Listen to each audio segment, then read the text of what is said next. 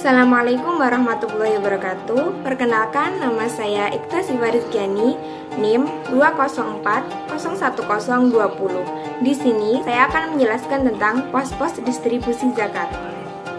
Di dalam pos-pos distribusi zakat terdapat beberapa poin.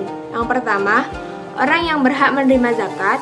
Yang kedua, distribusi zakat kepada semua golongan mustahik. Yang ketiga, kesalahan dalam bagi zakat. Yang keempat, orang yang tidak boleh menerima zakat. Dan yang kelima, memindahkan zakat ke tempat lain. Yang pertama, orang yang berhak menerima zakat. Zakat merupakan kewajiban yang penyalurannya sudah ditentukan. Di dalam Al-Quran dijelaskan secara detail pos-pos distribusi zakat.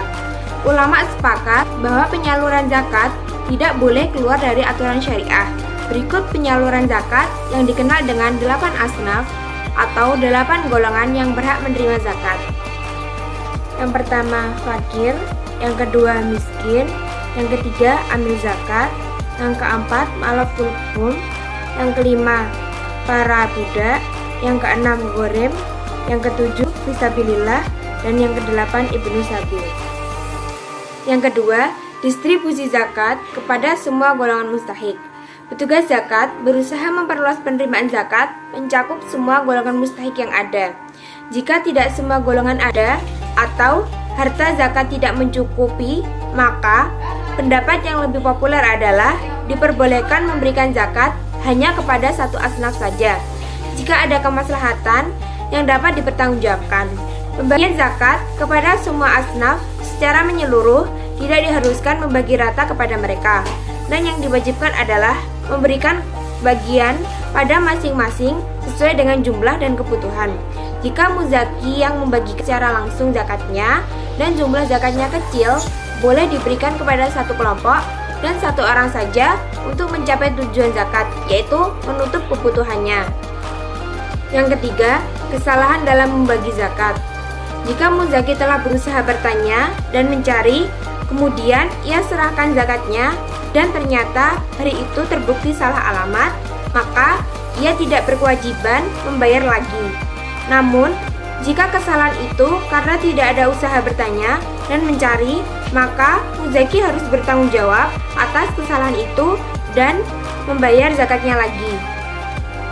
Sedangkan jika imam yang membagi zakat lalu salah, maka muzaki tidak berkewajiban apa-apa.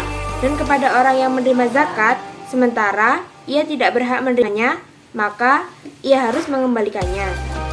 Yang keempat, orang yang tidak boleh menerima zakat. Zakat adalah bagian dari harta orang kaya yang harus diberikan kepada orang-orang yang berhak menerima zakat. Secara umum, ada 5 kelompok yang tidak boleh menerima zakat, yaitu yang pertama, orang kaya. Yang kedua, orang kuat badannya dan mempunyai pekerjaan. Yang ketiga, keluarga muzaki. Yang keempat, non-muslim. Dan yang kelima, keluarga Nabi Muhammad SAW. Dan yang kelima, memindahkan zakat ke tempat lain. Prinsip zakat adalah dibagikan di negara tempat zakat itu dikumpulkan ketika negara yang bersangkutan sudah cukup. Maka boleh dipindahkan ke negara lain atau diserahkan kepada imam untuk dibagikan sesuai kebutuhan.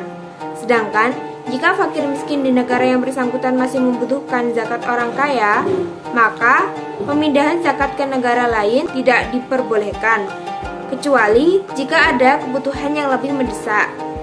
Sekian pemaparan materi dari saya, semoga bermanfaat. Kurang lebihnya mohon maaf. Wassalamualaikum warahmatullahi wabarakatuh.